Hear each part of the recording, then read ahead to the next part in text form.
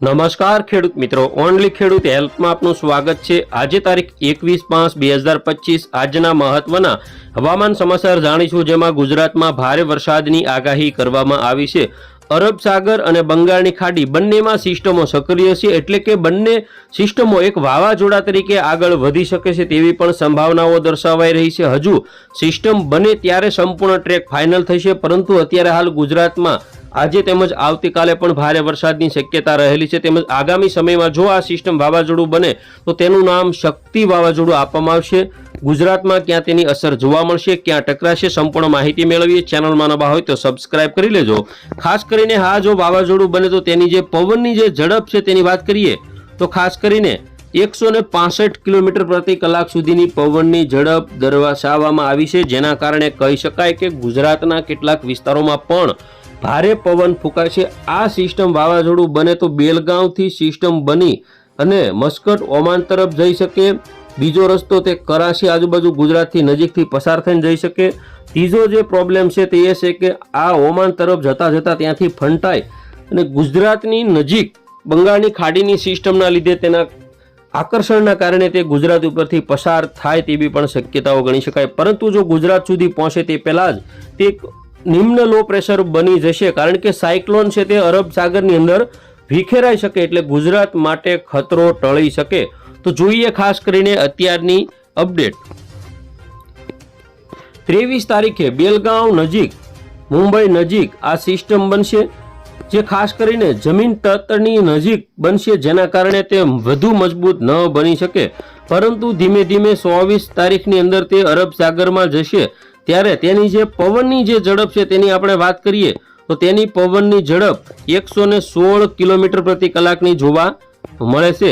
25 તારીખની 26 તારીખની અપડેટ જોઈએ તો તે ખાસ કરીને વધુ મજબૂત બનશે અને ગુજરાતની નજીક પહોંચવાની સંભાવના છે। તેની પવનની ઝડપ 165 કિલોમીટર પ્રતિ કલાકની આપણને જોવા મળે છે। તો આ રીતે તે આગળ વધશે। 28 તારીખની અંદર તે વધુ મજબૂત બનશે અને તેની જે પવનની ઝડપ છે તે વધારે તેના ઘેરાવાની અંદર આવશે, પરંતુ આ સિસ્ટમ ગુજરાતથી દૂર હશે, ઓમાન તરફ તેની ગતિ હશે। ત્યાંથી કઈ રીતે આગળ વધશે તેની વાત કરીએ। ત્યાંથી આગળ વધી 29 તારીખે અથવા તો 30 તારીખે તે ગુજરાતની નજીક પહોંચશે અને ગુજરાતની એકદમ નજીક જ્યારે પહોંચે 31 તારીખે ત્યારે તેની જે પવનની ઝડપ છે તે 50 થી 70ની હશે।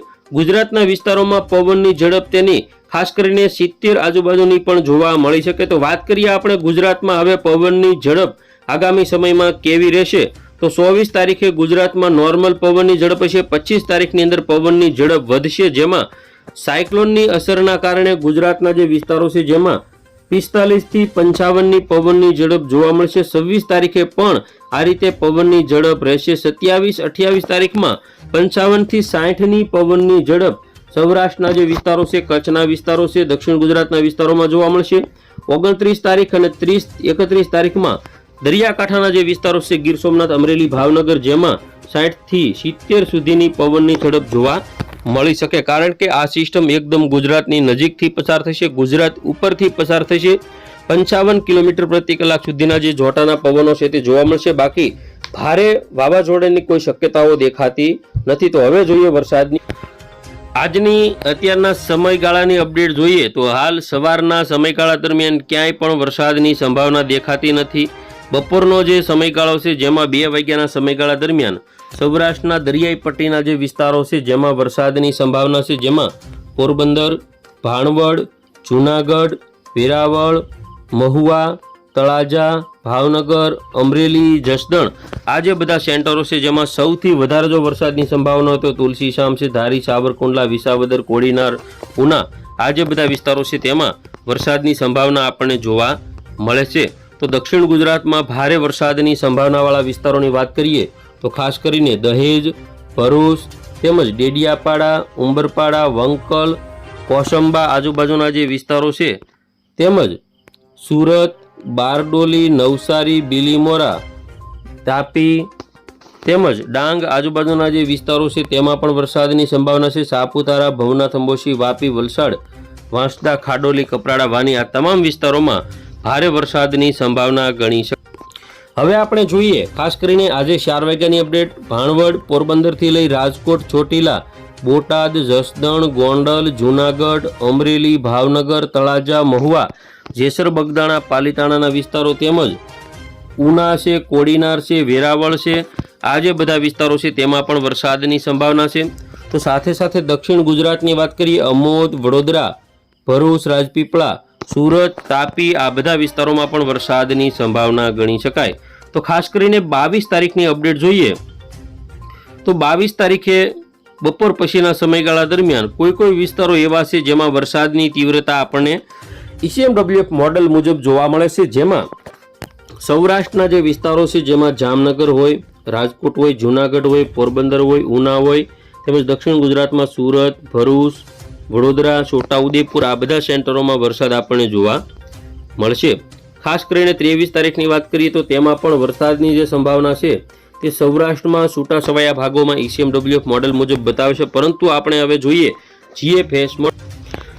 GFS મોડલની વાત કરીએ તો સિસ્ટમ ગુજરાતની નજીક બતાવવામાં આવી રહી છે, જેમાં જામનગર હોય, રાજકોટ હોય, પોરબંદર હોય, જૂનાગઢ હોય, તેમજ વડોદરા, છોટાઉદેપુર આજુબાજુના જે વિસ્તારો છે તેમાં, તેમજ રાત્રિનો જે સમયગાળો છે 22 તારીખની અંદર તેમાં ખાસ કરીને જોઈએ તો ઉત્તર ગુજરાતના જે વિસ્તારો છે રાધનપુર, પાલનપુર, ખેડબ્રહ્મા, મહેસાણા, હિંમતનગર, વિરમગામ, અમદાવાદ, કપડવંજ, લુણાવાડા, ડુંગરપુર, આ બધા વિસ્તારોમાં પણ વરસાદની તીવ્રતામાં વધારો દર્શાવાઈ રહ્યો છે અને સિસ્ટમ પણ ગુજરાતની એકદમ નજીક દર્શાવાઈ રહી છે. રાત્રિના સમયગાળા દરમિયાન 23 તારીખે એટલે કે વહેલી સવારે 3 વાગ્યાથી 4 વાગ્યાના સમયગાળા દરમિયાન જે મહેસાણા, હળવદ, સુરેન્દ્રનગર, રાજકોટ, ભાવનગર તેમજ વડોદરા, અમદાવાદ, ખંભાત, ખેડા, આણંદ, આ બધા વિસ્તારોમાં ભારે વરસાદની સંભાવના છે. 23 તારીખની વાત કરીએ આપણે તો 23 તારીખે બપોરના સમયગાળા દરમિયાન પણ વેરાવળ, ગીર સોમનાથમાં ભારે વરસાદ પડી શકે તેવી શક્યતાઓ દર્શાવાઈ રહી છે. 24 તારીખની અપડેટ જોઈએ વહેલી સવારની તો જેમાં પણ જૂનાગઢ, પોરબંદર, ગીર સોમનાથ, અમરેલી, ભાવનગર, સુરત, વલસાડ, નવસારી, ડાંગ, તાપી, આ બધા વિસ્તારોમાં ભારે વરસાદની સંભાવના રહેલી છે. 24 તારીખે બપોર પછીના સમયગાળા દરમિયાન સૌરાષ્ટ્રના મોટાભાગના વિસ્તારોમાં વરસાદ જોવા મળશે. 26 તારીખની વાત કરીએ તો તેમાં પણ ગુજરાતમાં વરસાદની સંભાવના રહેલી છે. તો GFS મોડલ અનુસાર કરાચી આજુબાજુ સિસ્ટમ જાય તેવું અત્યારે લાગી રહ્યું છે, એટલે કે ગુજરાતની નજીકથી પસાર થઈ આ સિસ્ટમ કરાચી બાજુ પણ જઈ શકે. તો બીજી બાજુ બંગાળની ખાડીની જે સિસ્ટમ છે તે વધુ મજબૂત બનીને ગુજરાત તરફ આવવાના સંકેતો પણ રહેલા છે. તો આગામી સમયમાં 30 થી 1 તારીખ સુધીમાં પણ ગુજરાતમાં વરસાદની સંભાવના રહેલી છે. તો જોઈએ હવે આપણે આગામી 10 દિવસમાં કેટલો વરસાદ પડી શકે. હવે આપણે જોઈએ કે આગામી 8 દિવસમાં જે વરસાદ જે છે તે કેટલો પડી શકે. તો ખાસ કરીને જે સિસ્ટમ છે તે અરબ સાગરની અંદર છે, જેના કારણે સૌરાષ્ટ્રના જે વિસ્તારો છે અને દક્ષિણ ગુજરાતના જે વિસ્તારો છે જેમાં સૌથી વધારે વરસાદ પડવાની સંભાવના છે. આંકડાઓ